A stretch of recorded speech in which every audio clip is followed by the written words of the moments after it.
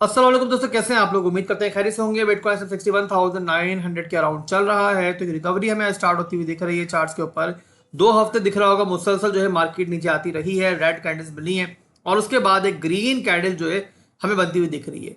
तो क्या चार्ट्स के ऊपर कोई बुल साइन अपेयर हो रहा है या फिर भाई वही होगा जो पहले हुआ है कि मार्केट ऊपर जाएगी और दोबारा यहाँ से रिजेक्शन लेगी।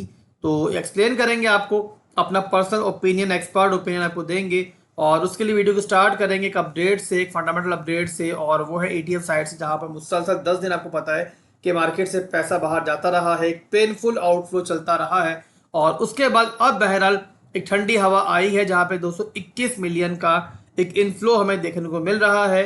और यही रीजन जिसकी वजह से आपको चार्ट्स के ऊपर भी बहरहाल रिकवरी देखने को मिल रही है। तो अब यहाँ पे चलते हैं चार्ट्स के ऊपर, इसके बाद डायरेक्टली, और ज़्यादा पर टाइम वेस्ट नहीं करेंगे, जो टेक्निकल चीज़ें हैं वो जल्दी से आपको एक्सप्लेन करेंगे। तो बीटीसी का चार्ट मैंने ओपन किया हुआ दोस्तों। सबसे पहले तो आप देख लो यहाँ मंथली चार्ट हमारा, कि मंथली के ऊपर क्या चल रहा है, जो कि सबसे बड़ा टाइम फ्रेम है जो नॉर्मली हम लोग मैक्रो के एनालिसिस के अंदर डिस्कस करते हैं। तो यहाँ पे दिख रहा होगा आपको कि ये था लो, कि टूट गया, यानी कि स्ट्रक्चर जो है बिटकॉइन का मंथली के अंदर ब्रेक डाउन कर गया।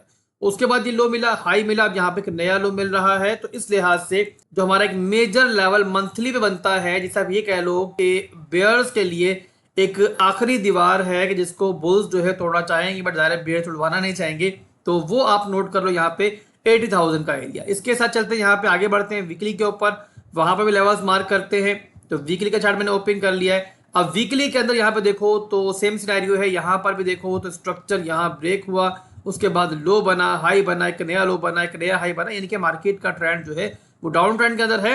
और फाइनली हमें जो है यहाँ पे एक नया लो जो है मिल चुका है। अब ये नया लो जो मिला है ना, काफी लोगों को थोड़ा सा बुरा लगा होगा, जाहिर है मार्केट बहुत ब्लीड हुई है, but as a trader, as a analyst, मेरे लिए जो है ना मार्केट ने मुझे मजीद क्लियरिटी दी है। किस तरीके से, तो जो पिछला लो बना हुआ था ना हमारा, जिसके बाद आपकी रिकवरी भी स्टार्ट हुई थी, जहां मार्केट जो है ऊपर सीएमई गैप को फिल्ड करने गई थी और 80,000 के अराउंड दोबारा रिजेक्शन लेके नीचे आई थी, तो वहां पर जो हमारा स्ट्रक्चर ब्रेक लेवल था वो बहुत दूर था, जो कि नॉर्मली हमने पिछले ट्रेंड्स में नहीं देखा कि मार्केट जो है ब्रेक करे। इसीलिए मैंने कहा था आपको कि मार्केट ने एट द एंड नीचे ही आना है। तो वो लेवल कौन सा था मेरे भाई, तो वो लेवल देखो तो जाके कहीं पर था आपका 94-95,000 के अराउंड। यानी कि मार्केट इससे पहले अगर ऊपर आ भी जाती इस लेवल तक भी, तब भी जो है भाई खतरा ही मार्केट में रहता और यही डर रहता कि मार्केट नीचे आना है, यानी कि क्लैरिटी जो है मार्केट में नहीं थी। बट अब क्या हुआ है कि अब हमें एक नया लो मिल चुका है। ये देखो यहाँ पे प्रीवियस लो था और अब यहाँ पे हमें नया लो जो मिल चुका है वो मिल चुका है इस लेवल पे। इसका मतलब ये है कि अब हमारे पास जो नया स्ट्रॉन्ग हाई, वो लेवल के जो अगर टूटे तो आप समझो कि भाई आपको एक मेजर बुल मार्केट साइन जो है मिल चुका है, वो बन चुका है आपका ये वाला लेवल, यानी कि 82,000 का लेवल। यानी किसी मौके के ऊपर अगर बेयर ट्रेंड कायम रहना है तो ये लेवल जो है नहीं टूटना चाहिए। अगर लेवल टूटता है तो मतलब भाई कि बेयर ट्रेंड जो है खत्म हो जाएगा और मार्केट जो है दोबारा ऊपर जाएगी। बट ये अभी होगा या नहीं होगा ये भी आगे चल के वीडियो में मालूम पड़ जाएगा आपको, जैसे आप मेरे एनालिसिस आगे देखोगे। एनीवेज, स्ट्रक्चर के लिहाज बता दिया मैंने आपको, ये हमारा स्ट्रॉन्ग हाई है। अब यहाँ पे हमने एक लेवल मार्क कर लिया है और ये लेवल बन चुका है हमारा पूरे का पूरा। अगर मैं यहाँ पे आपको एक पूरा लेवल मार्क के दिखाऊं तो हमारा एक मेजर रेजिस्टेंस लेवल, और ये बनता है कि राउंड अबाउट डू इसको तकरीबन यहाँ पे 78 से लेके तकरीबन यहाँ पे 82,000 का पूरा लेवल। इसके बाद दोस्तों यहाँ पे डिमांड जोन मार्क करेंगे हम लोग। डिमांड जोन कौन से हैं हमारे पास, तो फर्स्ट डिमांड जोन जो टेक्निकली बनता है हमारा वो बनता है 53,000 के अराउंड, और सेकंड जोन जो बनता है हमारा वो बनता है ये वाला लेवल जो मैंने मार्क किया यहाँ पे, यानी कि अगर लो आप राउंड अबाउट इसको तो 41 से लेके ये 40,000 का लेवल बनता है। तो ओवरऑल दोस्तों ये वो मेजर डिमांड जोन्स हैं कि जहां तक बहरहाल अगर रिजेक्शंस कंटिन्यू रहती हैं और ऊपर का एरिया ब्रेक नहीं होता तो मार्केट जो है बहरहाल नीचे आ सकती है।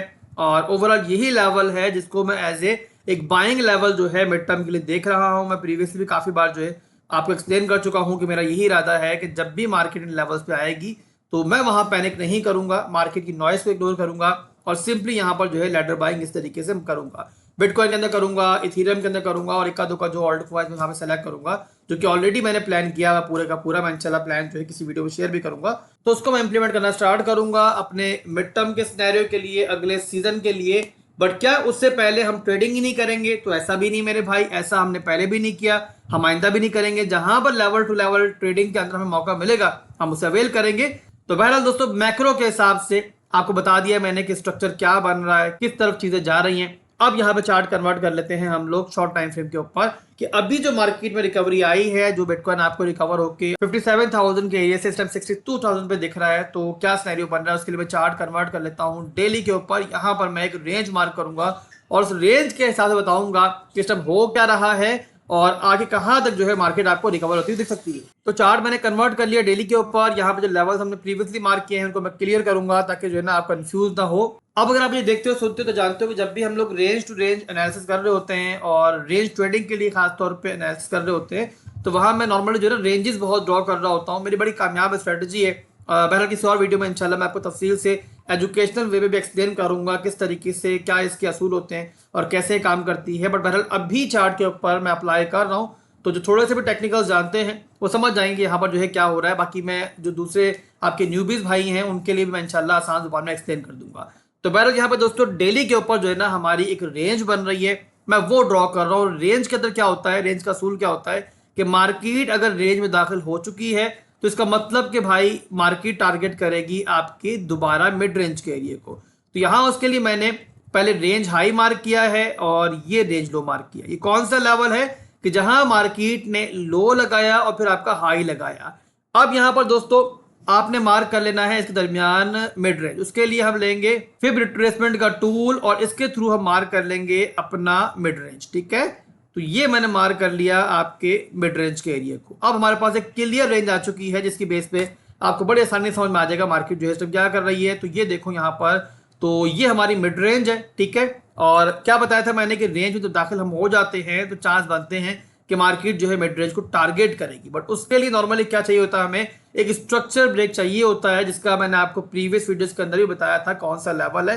मैं 4 आवर में दिखाता हूँ, आपको दिखेगा। तो 4 आवर के अंदर मेरे भाइयों ये एरिया मैंने मार्क किया था और मैंने यही बताया था कि जब तक मार्केट इसके नीचे है आपकी जो मार्केट है थोड़ा सा यहाँ पे खतरे के अंदर है, बट जिस टाइम ये लेवल टूटे तो ही मार्केट जो है रिकवरी की तरफ जाएगी। तो वो लेवल है मेरे भाइयों आपका ये वाला लेवल और ये मैंने मार्क कर दिया। ठीक है, आपको क्या दिख रहा है यहाँ पर अब कि भाई मार्केट ने फाइनली जो है इसको ब्रेक किया है और स्ट्रक्चर ब्रेक देने के बाद जो है अब बिटकॉइन जो है ऊपर मूव कर रहा है। यानी कि 4 आवर के अंदर हमें यहाँ पे एक स्ट्रक्चर ब्रेक मिला और उसी के साथ देखो तो डेली के अंदर हमारी रेंज भी जो है यहाँ पे रिक्लेम हुई है।